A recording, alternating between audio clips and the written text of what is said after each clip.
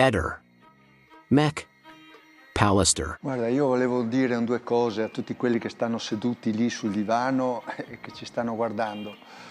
Voglio ricordare una cosa. Io il 14 dicembre del 2021, la mattina faccio colazione con mia moglie, la saluto, io ho ancora questa immagine qua di Liliana sulla finestra che mi fa così, con queste topoline che avevamo così come portafortuna, un po' di allegria, un po' così.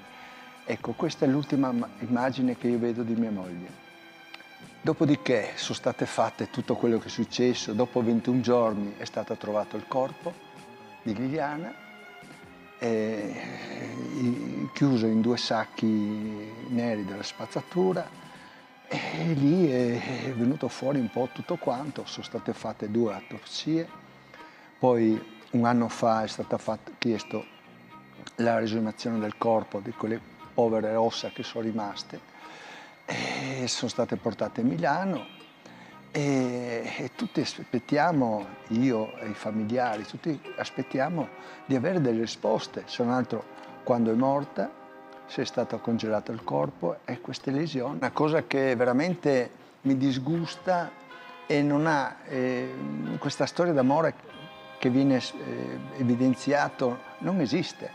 Io l'ho detto anche in alcune trasmissioni, chiedo rispetto di Liliana, perché lui fa discorsi suoi personali, ci vedevamo nella cantina, nella soffitta, nella botola, che ne so, e facevamo l'amore. Ma guarda, cioè, io dico, ma come una persona si permette, anche se sia vero, a me non interessa, se dai, non c'è niente di eclatante, non c'è un messaggio esplicito, voglio venire da te, voglio andare via da mio marito, delle cose, sono cose che è nella sua mente. Qualcuno a Trieste voleva archiviare. Sono a posto anch'io. Nelle prime cose, il dottor Baresani, che è il mio consulente, che è stato presente nella prima autopsia, lui è stato il primo a dire: guarda, sul viso di Liliana ci sono delle lesioni. Sono 3 anni e 2 mesi, sono 2 anni, 3 anni e 2 mesi che vanno. Dovrebbe essere a giorno. Sebastiano continuava a dire che io mi sono inventato tutto e che la nostra era un'amicizia.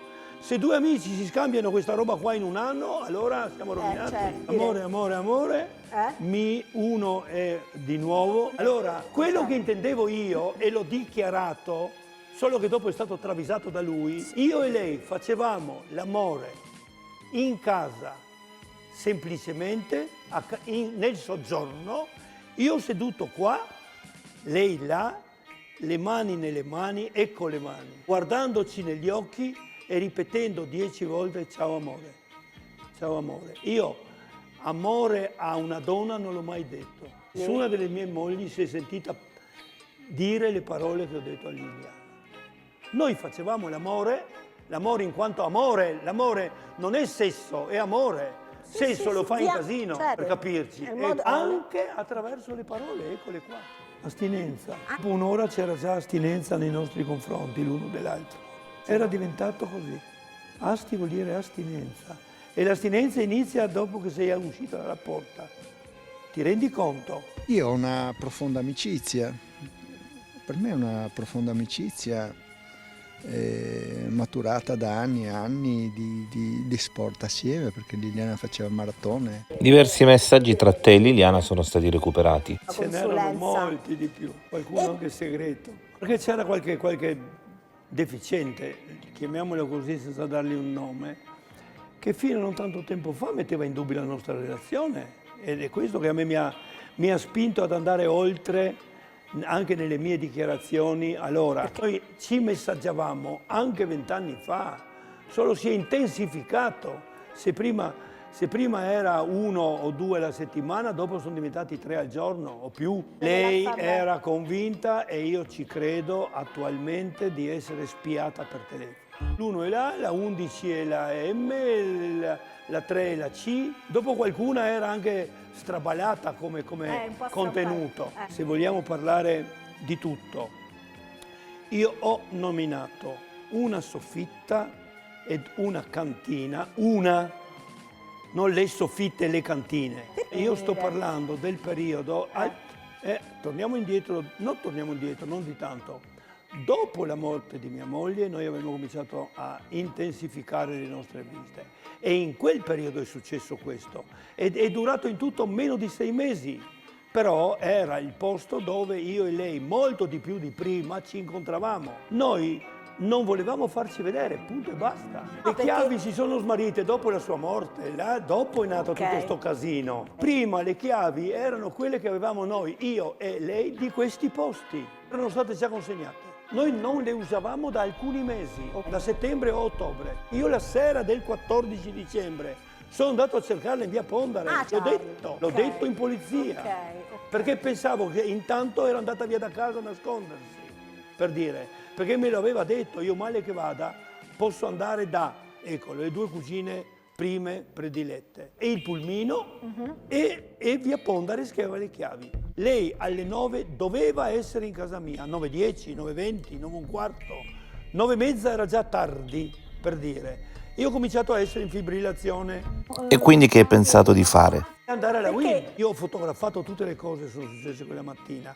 Ho posteggiato di fronte, via Battisti, per cui devo fermarmi 20 secondi in seconda, dove ci sono i cassonetti, ancora adesso lo ricordo, e siccome la più vicina, anche forse di qua del banco, era questa Moretta, mi ha detto no guardi, posso assicurarle di no perché loro avevano orario 9:30. Amen. Liliana aveva mai ipotizzato di sparire? Lei era alla ricerca del modo come fare, ma non che non mi faccio trovare, ma mica mai più, mica va a buttarsi. Ma chiaro, per una settimana, insomma, cioè scomparire per una settimana, anch'io l'avrei potuto fare, ma lo potevamo fare assieme, ne abbiamo parlato un sacco di volte. Il 13 dice che lei resiste perché è tenace, ma si riferiva al Covid? No, il Covid non c'entrava. Al suo resistere ancora un giorno a casa, o 2 o 3 o pochi, anche perché a me è scappato di dirle, guardandoci negli occhi sempre con l'amore che facevamo, ciao amore, ho detto, beh, non è escluso che presto tu possa diventare la terza signora Sterpin.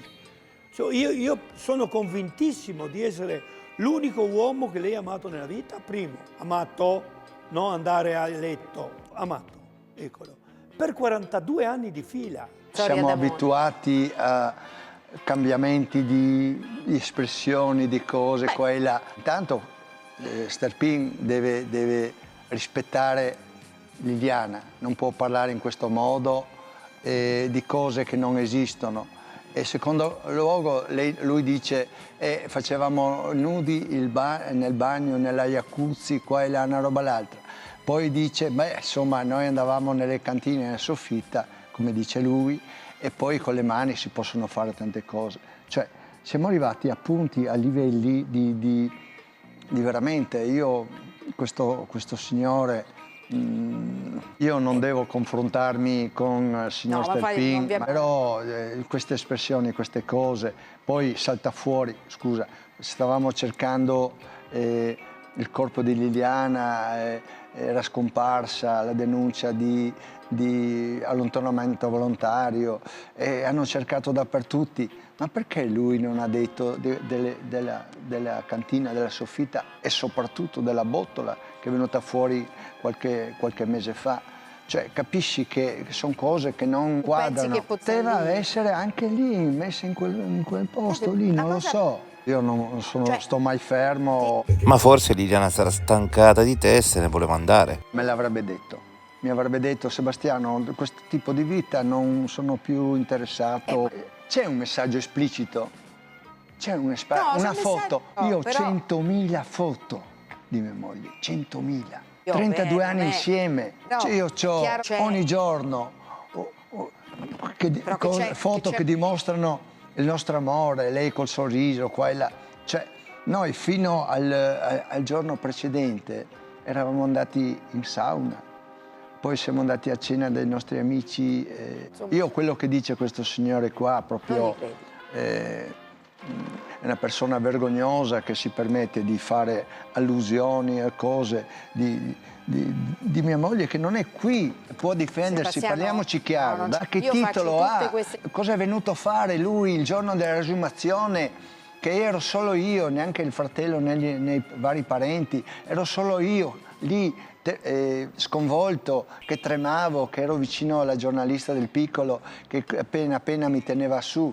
Non ti vedo, il signor Sterpin che fa così qua e là, si viene qui, e dopo tutte le troupe vanno lì a intervistarlo. Ma non è vergognoso questo? Non mi voglio confrontare con questo signore. No, sono qua a disposizione, figuriamoci. Io la mattina vado lì, la saluto e vado via. Non è che per caso lei disse che se ne voleva andare la mattina del 14 e tu le hai tolto oggetti e chiavi? Prende le altre Queste chiavi, cose non le l'altra borsa. accetto. Queste sono ipotesi che praticamente sono pensieri tuoi o di chi di dire certe cose. Queste non le posso accettare. Queste sono cose che verranno chiarite, io spero, in questo ultimo flash che tutti stiamo aspettando di questa dottoressa. guarda Tu le sue che gambe, elementi hai per dirmi Sebastiano. questo, scusa?